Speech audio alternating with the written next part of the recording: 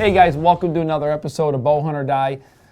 I gotta tell you, I was all pumped up with all the great video footage we had for this week until Mr. On Fire had to ruin his streak. But I don't want to ruin... I didn't ruin anything. Oh, you just wait to see what happens. Elitist over here. No, there's not elitist. I don't want to ruin this. No, that's not even close to true. But I can tell you, if you see Justin, don't shake his hand. Stay away from him. It's not because he's got a cold. He's got some bad luck karma to him. So anyhow, him and Alfred are plagued now. But we'll get to that later in the episode. In the meantime, we got some awesome bucks lined up for you. Make sure you don't go too far away from your television set or computer, of course.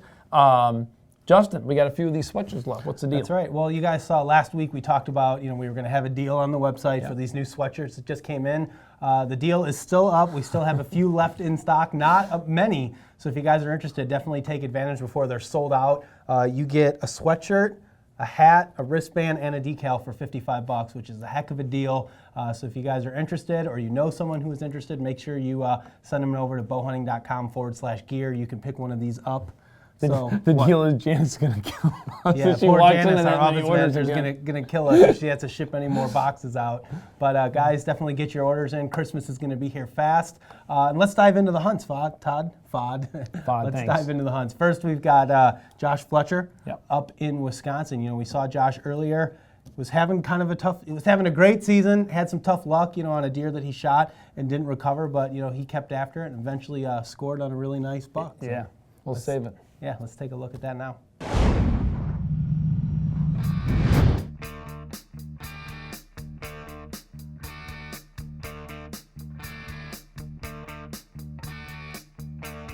Good afternoon, I'm Josh Fletcher with Bowhunt or Die, and it is October 24th. I'm just heading into the woods now. It's approximately 11:30 in the morning, getting ready for this afternoon setup.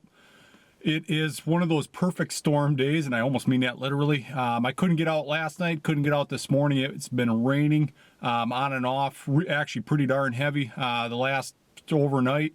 Couldn't get out this morning. Wanted to get out for this evening's hunt. The rain has let up, and it's just one of those days that you got to be in the woods. I'm doing my pre-roll now because with this wind gust, I would have to scream at the top of my lungs for you to hear what I'm talking about. So let's get things sprayed down, let's get changed over, and let's get in the woods. It's about 11:30. I want to be in a stand by about noon.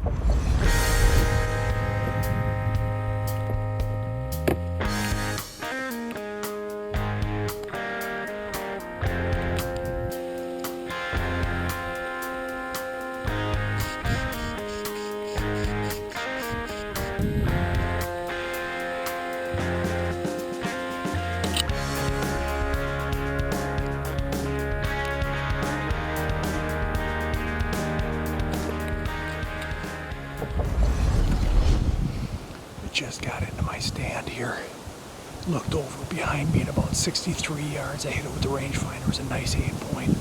He's bedded up here. We got my decoy set out here. We'll set up, see what happens.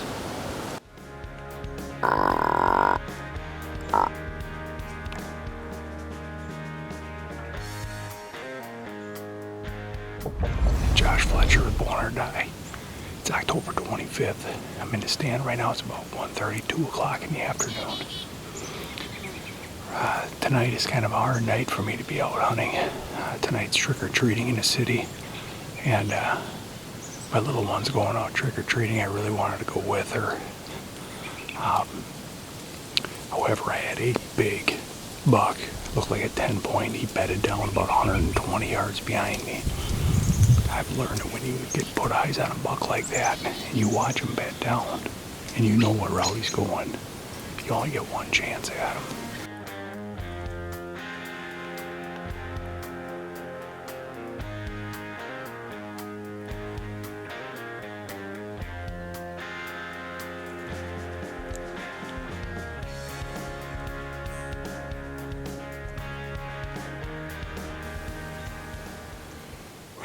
Awesome night tonight. There are bucks moving everywhere. Finally got Captain Morgan up here. He used to be bedding to the south of me. Now he is up to the north. I seen him get out of his bed. He comes out. There's 2 does out here. He gets on their trail. Actually, he got on my trail that I walked in on.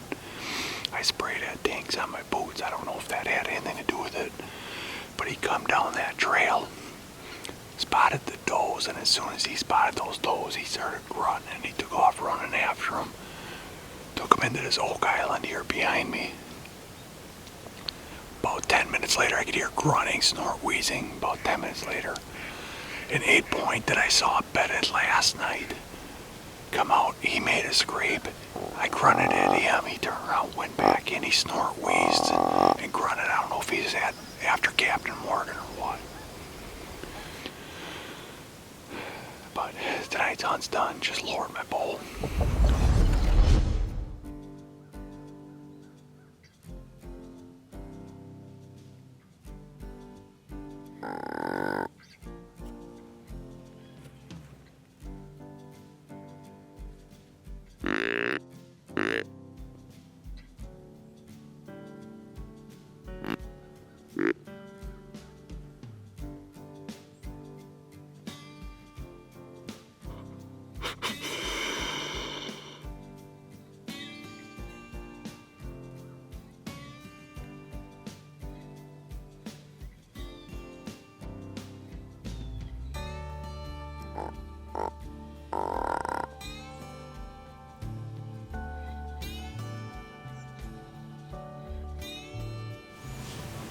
Behind me, I just had a giant. That's one of the biggest bucks I've seen this year. Probably one of the biggest bucks in a while that I've seen. He come in. He was great across at that same point that Captain Morgan did yesterday. It's behind me, due south of me, and I snort, wheeze, grunted, did the whole shebang, anything I could, and it worked. I mean, he came within 25 yards of me, tops. He might have been less than that. I just, no shot, too brushy. By the time he gave me the angle, it was too brushy. I couldn't get a shot off. He walked off, went back in to there's an island, and there's a point there. Same point Captain Morgan came off of. I named this guy here Little John. So the Little John and Captain Morgan worked that same point. I've been bow hunting for, this is going to be almost my 25th year of bow hunting. I have learned that if you see something happen once, you make note of it. You see it happen twice, you better get over there and get set up. Because everything happens in threes. There's no fourths and fifths, so I need to get over there, get set up before that third buck comes through.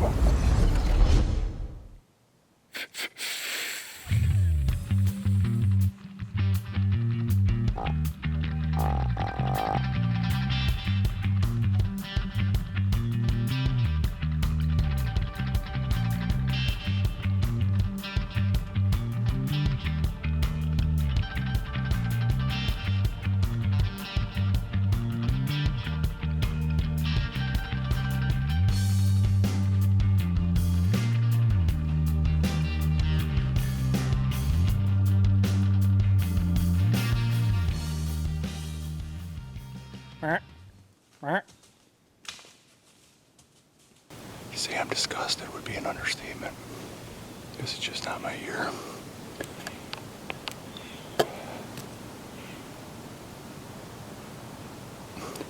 I had him at 16 yards. Again, just like last year.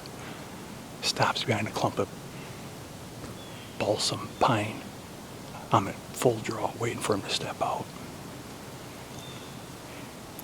I shifted my foot. Made zero noise. Zero. I couldn't even hear my foot shift. He looks up. He sees my foot. Or he sees something. What? How? You can tell I'm frustrated. When I do get a shot at a buck, I blow it. When I almost get a shot at a buck, I blow it. Been in a stand hunting 2 weeks straight. That's a huge buck on public land. That is a huge buck on public land. You can't come any closer now without pulling the trigger. I'm gonna cry. I'm gonna shut the camera off and cry now. Well, it's November 6th. did little adjustments from this morning. I've been seeing all these bucks travel along this west edge. There's a beaver marsh, the beaver pond that runs this west edge. That's where I've been seeing all the bucks. That's why every buck you see me filming, I'm grunting at, because they're 80, 90 yards out of bow range, and I'm trying to pull them into me.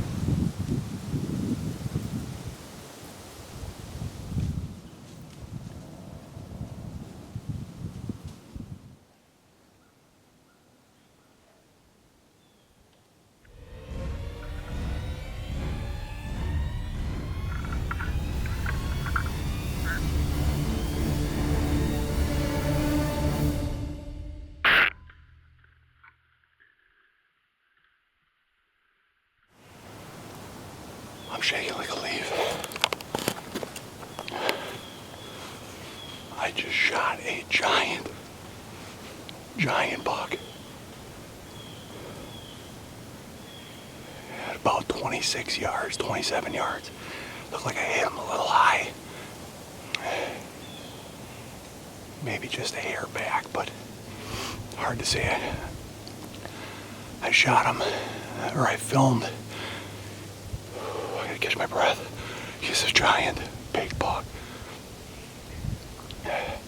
I got him on a Tacticam. I didn't have any time to get the big camera on and swing it around. He was right here. His brow tines both kink out. I don't know if he went down or if that was him just going through a bunch of brush, but I heard a lot of crashing back here. A lot of crashing. And ladies and gentlemen, I know I'll probably get some flack from Todd. I'm hunting public land, and this is a big buck. I'm not letting this thing walk because I can't get the big camera. I'm putting my faith in this little guy right here. So we'll see what we got for video footage eventually here. I'm at the initial, probably first 10 yards of him taking off running there. Blood everywhere, blood everywhere. Okay, I'm back at the truck now. I'm just gonna give him some time to lay up here while I wait for my brother to get here before we go in and track, but just getting the GPS, everything ready to go in and track. We're gonna give him some time though. I'm not gonna rush it, but this is a big boy, and this is also some remote country, so want to be prepared. I got 2 flashlights. Technically I'll be bringing 3 extra batteries. I got lighted tacks, ribbon, marking ribbon, GPS, and also a compass. When you start going into this backcountry, especially at night, when you're looking down tracking deer, it's very easy to get looped around and twisted around. So, okay, we've given him a couple hours to lay up. He's spraying blood. We're at the initial impact site right now. Good blood all the way through here. There looks like bubbles in the blood right there. See all them little bubbles? So that's telling me I got long on them. Okay, we're into the track. I recovered my arrow. Tip broke off. I got good blood all the way up it. Spraying out the fletching. The blood trail is hit and miss. It'll bleed really good and it'll stop again. So we're just going to stay on it yet. Got the arrow recovered. It came out of him. Hoping he opens up pretty good now. I thought I heard that crash probably somewhere up in here. So hopefully he's down. Okay. We found him. We have found him. Look at this. Look at the brow tines on him. Look at that. They curve over and back. Oh my gosh. Right here. This is no game farm, this is no ranch, this is no strictly managed private land. This is public land at its finest right here. We got him out here during daylight. Beautiful buck. This is a public land buck. And he came in, gave me about a 26-yard shot. And the shot, to me, probably trying to be a perfectionist, looked a little high. However, the shot actually was perfect. It angled down into him, caught both lungs. It didn't get a pass through because it hit that opposite shoulder blade. The downfall of that is you don't get the blood trail that you want. He was gushing blood at first and then he kind of went a little bit sparse. He only ran maybe 120 yards before what I heard crash was him actually crashing. Died right next to a creek. I was hunting along several beaver ponds. way back in there. Public land has good bucks on it. There's not as many as, let's say, a strictly private land that's managed. However, you gotta go in, you gotta do your homework, you gotta find them. This boy is a dandy. I love these brow tines, how they sweep back on him. You know, this is real world hunting.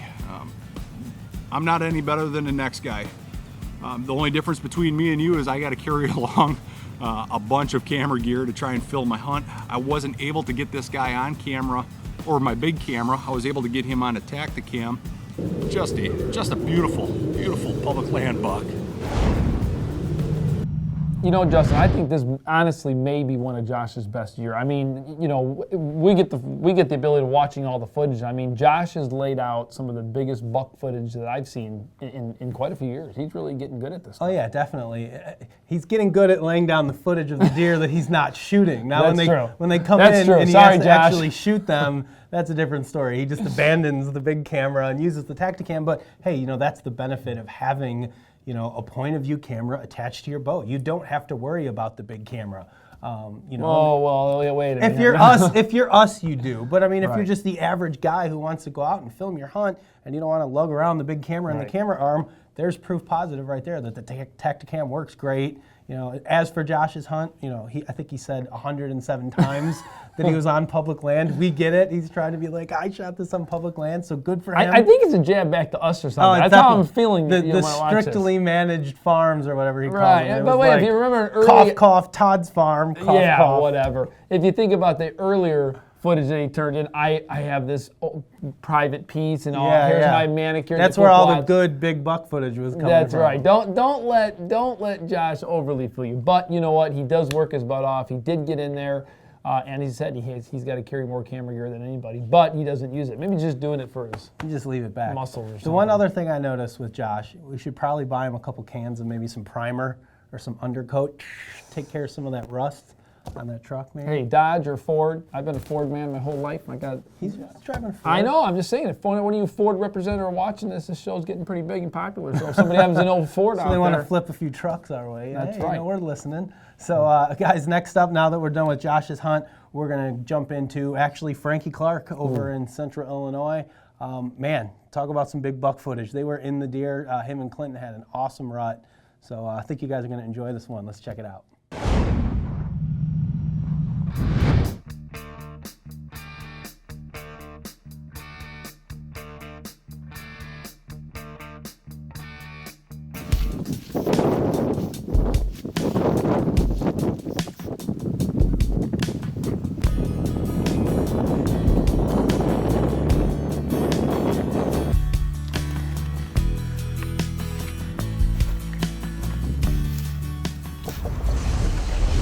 November 6th. We had a decent hunt this morning. Didn't really see the movement that we thought we would, like everybody else did. A little something we had to take care of during the middle of the day. Big buck right there. Coming out. Just a 3-year-old. 130 incher. We just had 2 does pop out here and we just had this buck pop out here. So we had a picture of Ernie a couple days ago right here in this fence gap, and I about killed him here 2 years ago, and this is where it went. Had the encounters and about killed him last year in our late season, so this is his home court area, so hopefully we'll get him out here. He was out here in daylight a couple days ago.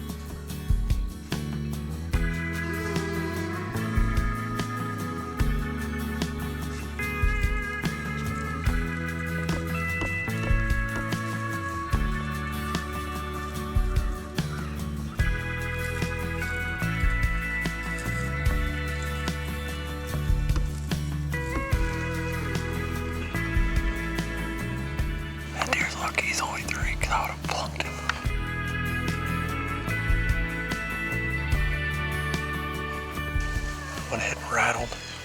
Had a little 1.5-year-old come running in. And then had a beautiful 3-year-old come right here to the base of the tree. And then we had another 2.5. Had a little snort wheeze action.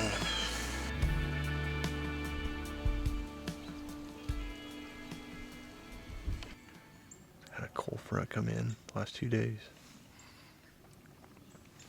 It's like 31 degrees this morning. Deer are already moving. We had a little buck come through, dog and a doe. We've seen a couple other deer off from the neighbors.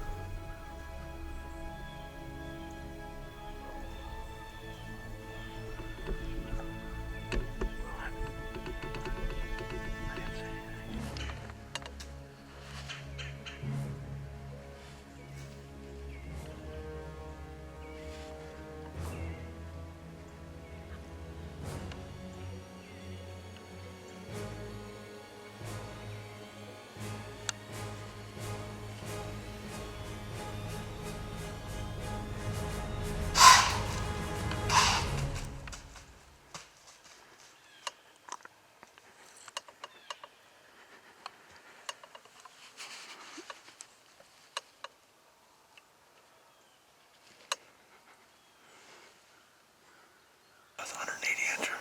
It wasn't Ernie either. It's 180 at 10 pointer. Yeah, not Ernie. He was at 55 yards. Oh, I know him. We went across the fence. He come up to the fence twice, 2 different spots. There he comes. Another one coming down the hill.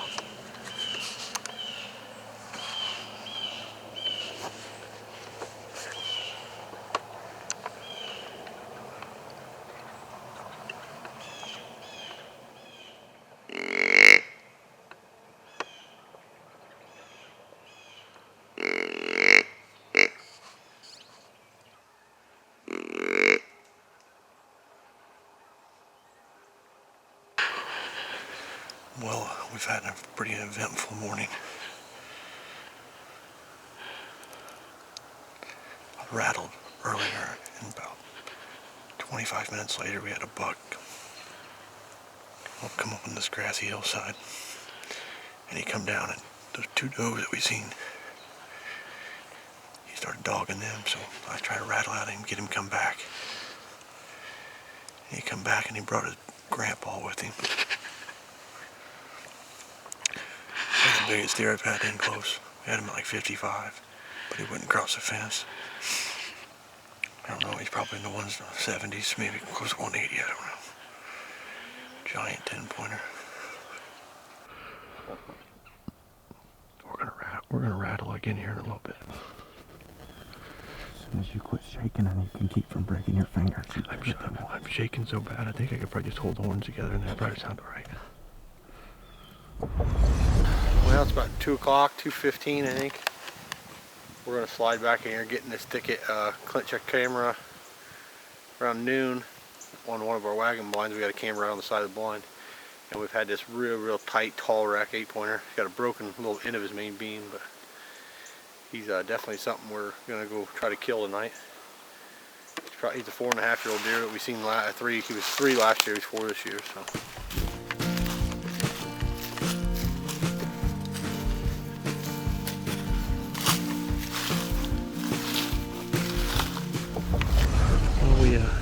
We got in the stand here.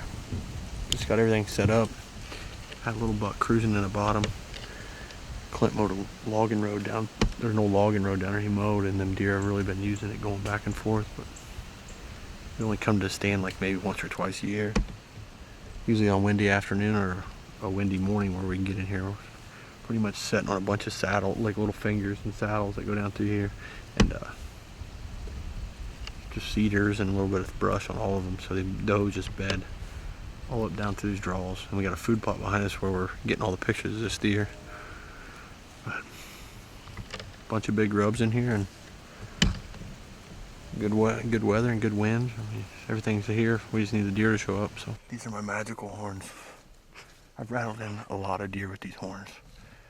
I mean, I've rattled in from 600 yards, and I've rattled in 2 big ones this morning. So I've had these horns for about 6 or 7 years.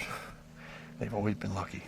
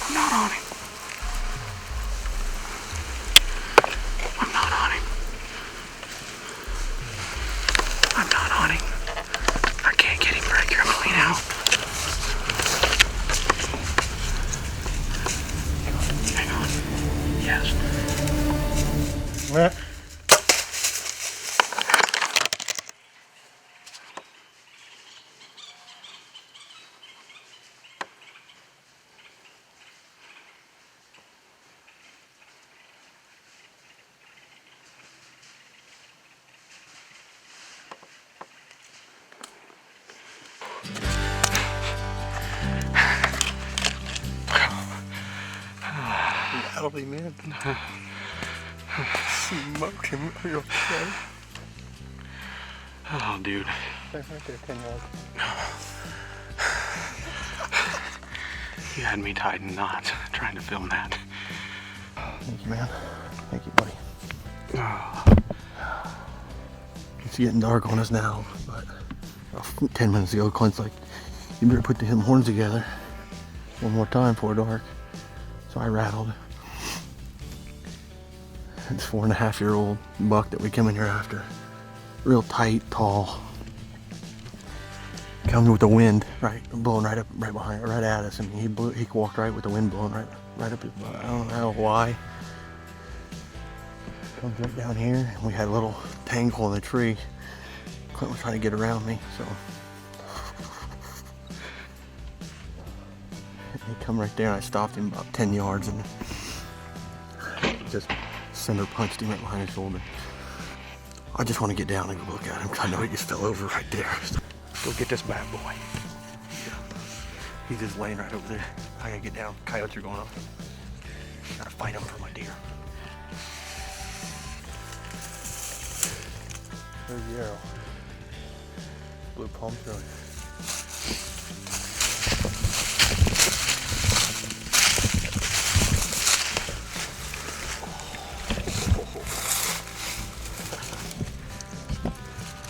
What a deer.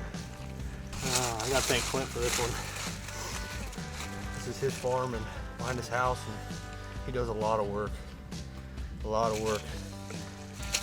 Learns all these deer, tries to figure them out.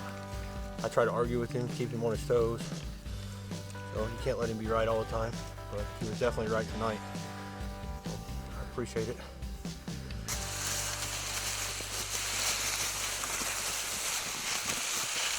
Well, here he is. It's November 8th now. We shot him on November 7th. We had a really eventful day. I had a great morning hunt. Seen the biggest deer probably of my life.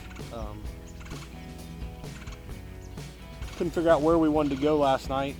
2 different spots that we thought would be good, and Clint checked the stealth cam and we had pictures of this deer 2 or 3 days in the daylight. We slid into a little thicket, rattled him in right before dark. It's a great big 4-year-old 8-pointer. We have actually have the match set of sheds off of him from last year. Just a beautiful deer. Very lucky to be able to do what we love and video everything, and it just turned out great. So we're going to take maybe a couple days off. Work is calling, I guess. We got to work all week, and then one more weekend, and then the Orange Army comes. So we got just a little bit of time. Hopefully we'll get another one down before shotgun season. Everything else turned out pretty good, so bow hunt or die. Well, if we were looking to one-up Josh's big buck footage, I think Clinton and Frank got him beat. I mean, those guys, for some reason, were just absolutely covered up with big bucks. Had some great deer close, and I got to tell you, I admire Frank to a degree for not shooting that buck that was working the scrape that was right in front of him when that big one was behind him. I mean, gosh, that's awfully tempting when you've got a 140-some-inch deer, point blank. You got a bigger one behind him, so you're giving up the shot, hoping that the big one's coming in, and when he doesn't come in, it's a heartbreaker. There's no question about it. But I mean, you know what? He does the right thing, and as you can see, a couple of days later, it pans out for him. But I mean, the footage. I mean, if you're not sitting there in your chair as a bow hunter and seeing those 2 bucks coming in, I mean, oh my gosh, that's what we live for. That is it right there. Grunting, snort wheezing, responsive to rattling. I mean, I actually I had a guy ask me the other day, like he's been having a tough year and didn't think we had a good rut this year. He's like, I haven't seen any rutting activity. I'm like, man, I saw some of the best rutting activity I've personally ever seen. Clinton and Frank, obviously. So a lot of our team, I think, has done yeah, I mean, I think it was overall a great year. But every once in a while, if you're just not in the right spot at the right time, you can have some poor luck. These guys clearly were in the right spot, and it shows their dedication to filming. Where you've got Clinton, who's basically pushing Frank out of the way so he could jam the camera in there, and get that shot on film. So, kudos to those guys. That was a great hunt. One of the things I always have to enjoy about, 2 people filming each other like that, it's always fun to be able to hear both of them talking to each other. I mean, I'm always self-filming all my stuff, so sometimes I'm talking to myself, but I mean, it's neat to hear them, don't shoot, I don't got it, move out of the way. I love that stuff. I mean, it's I have to tell you, life is a lot easier when you've got a cameraman. From the perspective, you only have to worry about shooting the animal. Is that a compliment to me? Because I doubt you very seldom give out compliments. So I don't know if I'm complimenting you today, since you're being so judgmental over here, Mr. Graff. Mr. Bad Luck. Speaking of which, we're going to get into the last hunt of this episode. Myself, Tom Alford, and Tommy's son Jack went out this last weekend, tried to harvest a deer, and we did. So let's check it out now. Mm-hmm.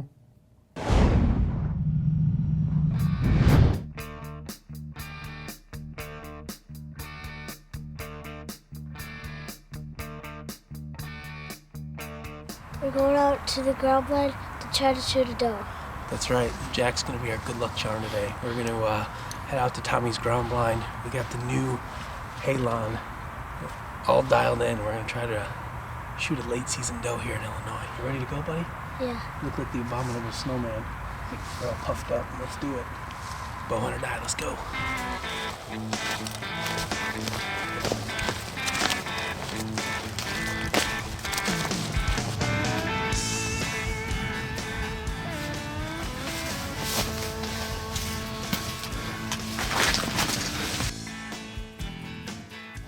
This thing's a little rocket ship.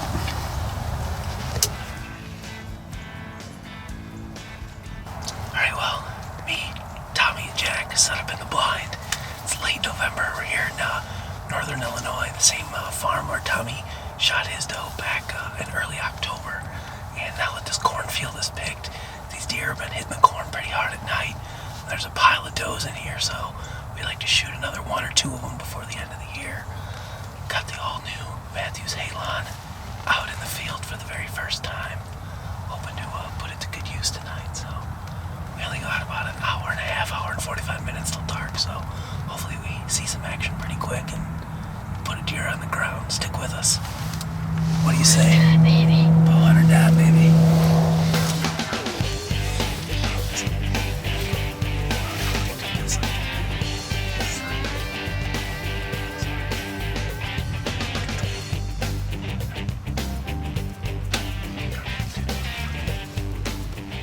Alright, it's about 4 o'clock. We got about 45 minutes till dark.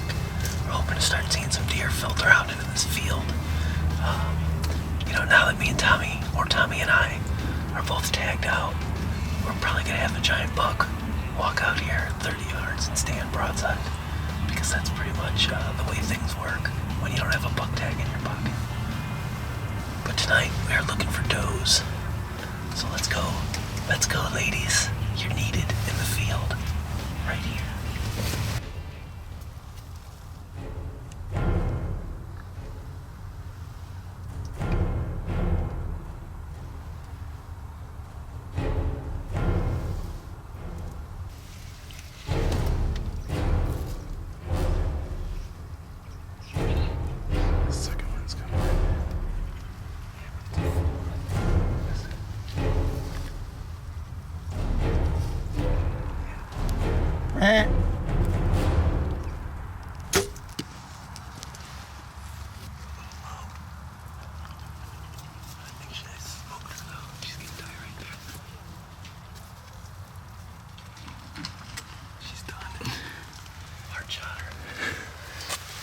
Boom, baby, we got her. What do you think, Jack? Right here, buddy. Knuckles. We got her.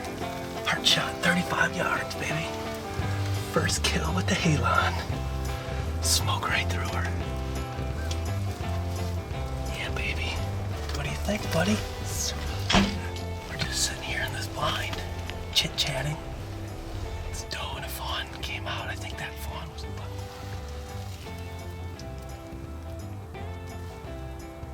She's done. You hear that? That's her.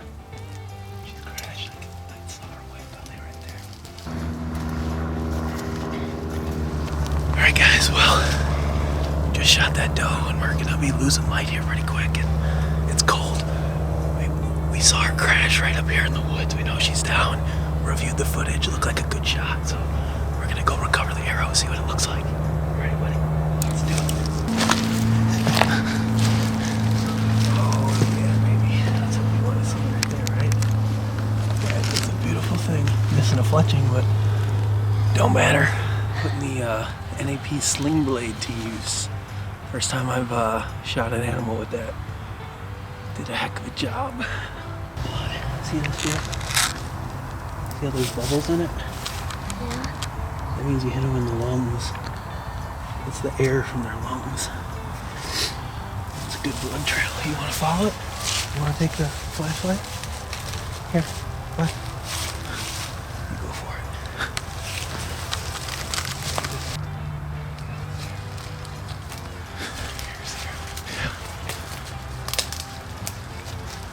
Mission accomplished, guys. She didn't make it. I don't know. 60, 80 yards maybe. Great shot. Yeah, that's where it came out. Well, we're gonna get her all, get her tagged, get her cleaned up. We'll drag her out here to the field and do a better interview for you guys. Well, guys, we got her out of the woods. As we said, it was a great shot. This is actually the exit hole here. This deer only ran, I don't know, maybe 80 yards and fell over. It was a nice, easy drag. Got my buddy Jack here with me. Tommy's behind the camera. This is Jack's first successful deer hunt, right? Yeah. What'd you think, bud? Awesome. Awesome? Yeah, we even let you follow the blood trail, right? You found her up there in the woods, so we got ourselves a lifelong bow hunter here. So, you know, guys, pretty simple hunt. You know, Tommy and I set out tonight. We came out here to try to harvest the deer with the new bow. I got the new Matthews Halon out here. I just got it set up and dialed in the other day. You know, for those of you who watch the show a lot, you know, this year I've been shooting a real heavy arrow. I've been shooting those Carbon Express pile driver pass-through extremes, almost 500 grains. I decided to go totally the opposite direction because these late season deer are usually just so jumpy. They drop at the shot, and I wanted, you know, as much speed ultimately as I could get. So I've got this bow fully cranked to about 71 pounds. I'm shooting a little under a 400 grain arrow. This is a Carbon Express Maxima Blue RZ. I'm shooting the NAP Sling Blade, which is a 2-blade 1 7/8" cut, expandable. Went clean through this deer, perfect, looks like heart shot. Easy recovery, and is exactly what we wanted. So mission accomplished, bud, right here. What do you say? Bow today, baby. That's right. You know, Jack, you have been recruited to take both Justin and Tommy's team. You're going to be the new teammate. I mean... Oh, he's going to take our place, is what you're saying? I mean, seriously. Why? What? I mean, a number buck, guys, come on. I mean, so Todd is now insulting everyone out there in the world who's ever shot I'm not a insulting buck. everyone. Yeah, I'm is. insulting Mr. I'm on I fire thought this it was year. a I doe. got to let an arrow fly. Had to get, no. You're lucky you didn't walk in front of the blind that night, well, Graf. trust me, every day I walk into this office, I look around all corners. But come on. Hey, 2 deer walked out right before dark. One was considerably larger than the other one. I mean, you look at that deer. Guys, I mean, this is horrible. Do not learn from this at all. Do What? not Don't ever learn be what? sitting That in the people woods make and it's mistakes? almost dark and I couldn't see. You got binos now. They got 2 guys that are experienced in the blind and they can't see it's a number buck. Here's what happens when you shoot a number buck. It's cursed. It's bad luck. I don't even want to sit next to Justin for the rest of these episodes this year because I promise you, you watch next year, it will haunt you. Well, don't worry, Graf. Remember that. We had a good time out in the blind. Jack got to experience his first deer kill and his first blood trail, which was the most important part of this, not appeasing Mr. Elitist hunter call me over up. here. You got a seat with me anytime you Who want. thinks he's better than everybody. So That's we had not a good time, and I am now. Actually, I was thinking about hanging up the bow for the rest of the year, but because Mr. Graf over here is insulting me, I'm now going to go out and shoot another deer from the ground without a ground blind with my bow before the year ends, or before the year ends. And it won't be a number buck this time. I bet you $100 Todd he doesn't do know it. me. I bet you he's unable to pull it off. $100 right there. Let's do it, buddy. $100. I'm not a Fair betting enough. kind of guy, but $100. Fair enough. Now remember what he said. We've got this recorded. He said From the no ground blind without a blind. Without a blind. So let's make sure it all keeps it. It's all good. I can do it. Yeah. Todd doesn't have any faith in me anymore. Yeah, and it's got to be a trophy doe, a real doe, not this little bucks looking for their number buck mamas? looking for their mom. Well, Tommy killed his mama earlier in the year, so that made him easier to lure out into the field. So, guys, that's all the hunting action we've got for this week. Of course, we want to thank the people who sent in their trophy photos for this week. Let's hope there's no button bucks in here. We don't want to offend Mr. Graf. Let's go. Charles Carr, Jacob Antley, Jordan Kane, Miles Dykeman, Nathan Biggs, Sammy Gapin, and Shelby Sharp. Hey, congratulations, everybody. Those are some great trophies. Definitely keep them coming in. Remember, you can go to bowhunting.com. You can submit your trophy there. You can email them to us, info@bowhunting.com, or you can post them on our Facebook page. You got 3 different ways to submit your photos. So, any closing comments today, Mr. Graf? Well, I mean, as always, there's still quite a bit of season left. I mean, it's only, what is it? I mean, December 5th Early or 6th December, right yeah. now? Right. Well, I mean, here in Illinois, you're looking at a month and a half of season still left. There's definitely some deer still running around out there. I mean, be smart. We've got another blade. Well, actually, today's opening. Isn't today? Today's Thursday, yeah. I guess today Thursday. is the Today is opening day of shotgun second season here in Illinois, but I mean, there's still plenty of time to get it done. I mean, what we really need now is to start getting some normal weather for this time of year. I mean, it is, I don't know, it's awfully rainy and damp out there. It's cold, not real and cold. then it's warm, and then it's cold again, and now it looks like it's going to be warm again this weekend. But yeah, once we get into late season, food and cold weather is really what you need for those evening hunts. Put those deer on the food sources and one more thing, Justin, too, that we didn't really talk about a lot. I know you spent some time, and I spent some time shooting the new Matthews bow and stuff. I mean, now that you've had a chance to actually get it out in the field, I also had a chance to get out in the field too and put a lot more arrows through it. And I mean, I got to tell you, I'm impressed.